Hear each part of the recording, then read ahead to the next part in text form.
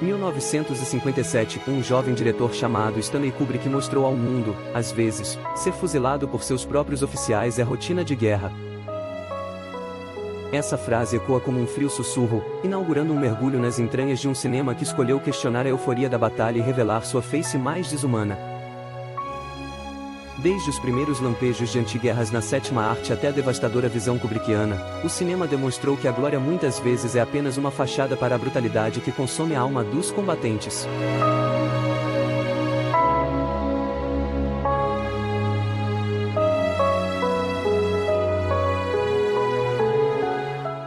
No início, o que se celebrava era uma inocência perdida. Sem novidade no front, tanto no original de 1930 quanto em seu remake de 1979. A narrativa dizia que a guerra não se transformava em epopeia, mas sim em trágica desilusão. A obra de Erich Maria Remarque, adaptada para as telas, divergia do senso comum heróico. Hollywood e até mesmo regimes autoritários viam a mensagem como um perigo: a guerra não enaltece, ela desumaniza. Das lentes dos cineastas nasceu uma nova linguagem, onde o esplendor da guerra dava lugar a uma crua constatação: a morte era o destino inevitável daqueles que, antes, eram comuns e cotidianos.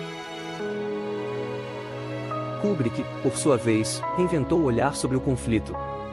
Não era apenas um diretor, mas um cirurgião que dissecava o poder e expunha a burocracia insensível que dizia mandar.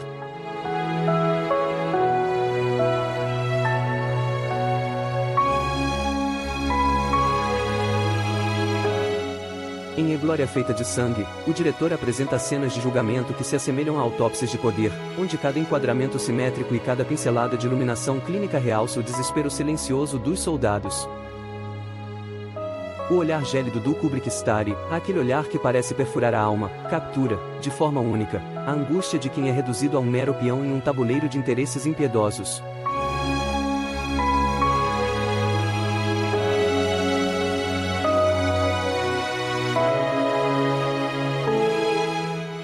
Enquanto muitos colegas de ofício recorriam a excessos visuais e musicais para dramatizar o confronto, Kubrick fazia uso do silêncio.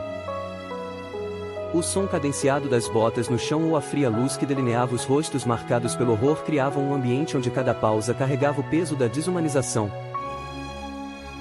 Em seus enquadramentos, o espectador vê a guerra não como uma explosão de cores e glória, mas sim como a própria máquina burocrática que tritura homens e transforma a coragem em mera estatística.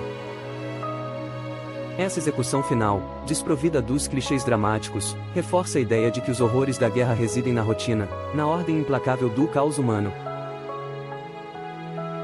Duas perspectivas se destacam nesse retrato da desumanização.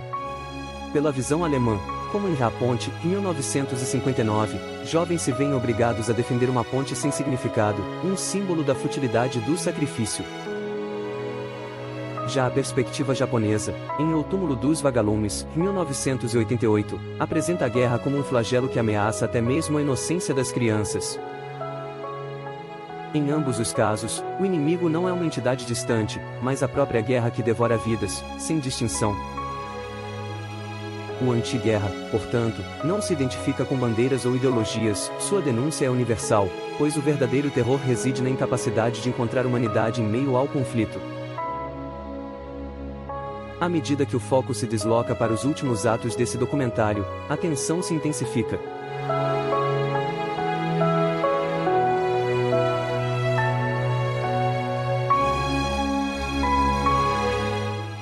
Imagens de um soldado alemão sucumbindo à exaustão, com o olhar fixo na própria morte, lembram que a última cena de qualquer guerra é sempre a mesma, a perda irreparável da vida.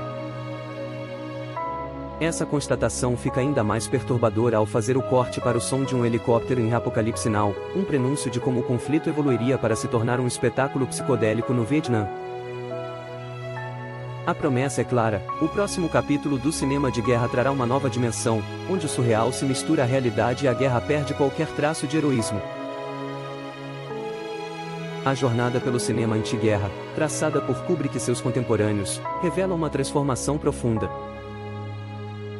Da inocência perdida à fria burocracia, da futilidade do sacrifício à introspecção dos horrores humanos, cada cena é uma prova de que a guerra nunca foi tão glamourosa quanto parece.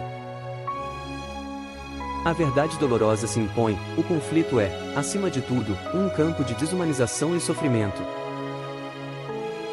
Mas nenhum conflito seria mais cinema-friendly que o Vietnã. A seguir, quando a guerra virou trip psicodélica,